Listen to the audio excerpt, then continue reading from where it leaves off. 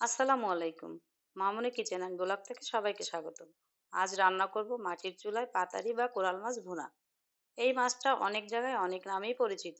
কেউ আবার ভেটকি মাছ বলে থাকে।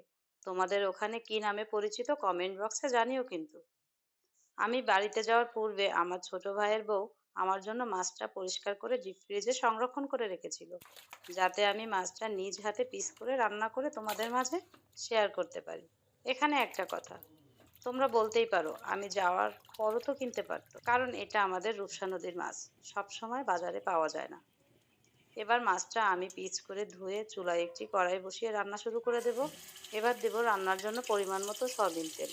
তেলটা হালকা গরম হয়ে আসলে একে একে দেব হাফ কাপ পেঁয়াজ বাটা, 1 টেবিল চামচ রসুন বাটা,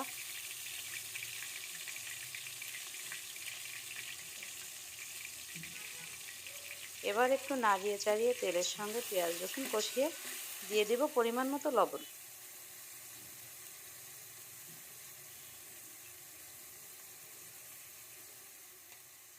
আরও দেব 2 চামচ জিরার গুঁড়ো,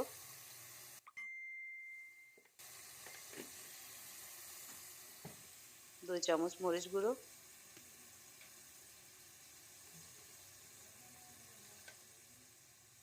1 চামচ হলুদ গুঁড়ো।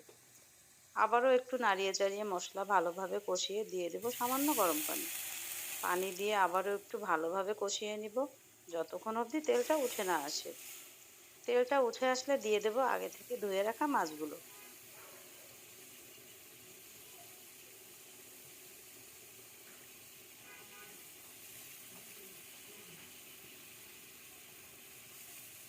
মাছগুলো দেওয়া শেষে দিয়ে দেব কষানোর জন্য 1 কাপ গরম পানি।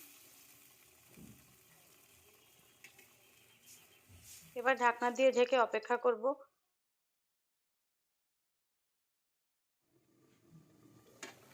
পানিটি শুকিয়ে আসলে ঢাকনা তুলে দিয়ে দেব ঝোলের জন্য পানি।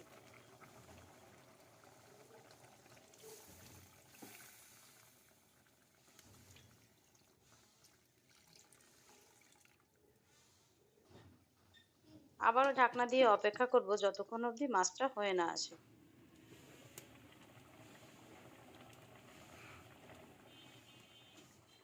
নামানোর আগে দিয়ে দেব কিছু ধনেপাতা কুচি।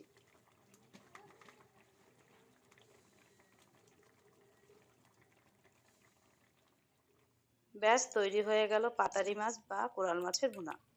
এবার বলো কেমন লাগলো আজকের রেসিপিটি তোমাদের কাছে, জানিও কিন্তু কমেন্ট বক্সে। ভালো লাগলে শেয়ার করো বন্ধুদের মাঝে। সবাইকে অসংখ্য ধন্যবাদ ভিডিওটি দেখার জন্য। আল্লাহ হাফেজ।